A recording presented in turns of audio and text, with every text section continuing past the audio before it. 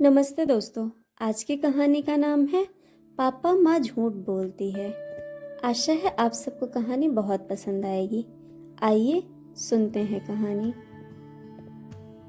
5 साल का सोनू देखने में जितना मासूम था उससे भी ज्यादा सीधा और शांत था, लेकिन भगवान को न उसकी मासूमियत पर दया आई और न ही उसकी इस नन्ही उम्र पर। 5 वर्ष की ही अवस्था में बेचारे के सर पर से उसकी माँ का साया उठ गया था। उसको पिता के सहारे छोड़कर सोनू की माँ स्वर्ग सिधार गई। बच्चे की देखभाल के लिए सोनू के पिता राजेश जी ने दूसरी शादी कर ली। मालती सोनू की नई माँ बनकर घर आ गई। राजेश जी सोनू को मालती के हाथों सौंप कर निश्चिंत हो गए।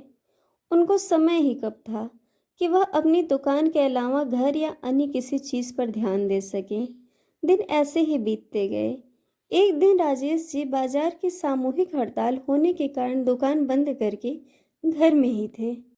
वैसे तो वह घर होते तो अधिकांश समय अपनी नई नवेली पत्नी को ही देते।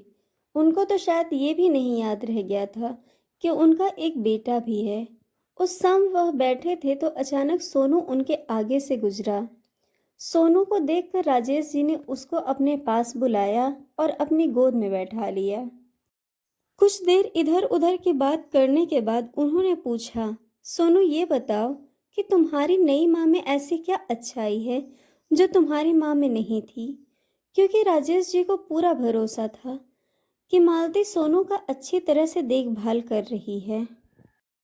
पिता की बात सुनकर सोनू बड़ी मासूमियत से बोला, पापा माँ तो झूठ बोलती थी, पर नई माँ कभी झूठ नहीं बोलती। राजेश जी ने यह सुनकर जिज्ञासा पूर्वक पूछा कि ऐसा क्या झूठ बोलती थी माँ जो कि नई माँ नहीं बोलती? सोनू ने कहा कि जब मैं खाना नहीं खाता था तो माँ बहुत गुस्सा करती थी और कहती थी कि अगर नहीं खाओगे तो मैं तुमको कभी खाना नहीं दूंगी। लेकिन कुछ देर बाद वह मुझे ज़बरदस्ती पकड़कर खिलाती थी। लेकिन नई माँ ऐसा नहीं करती।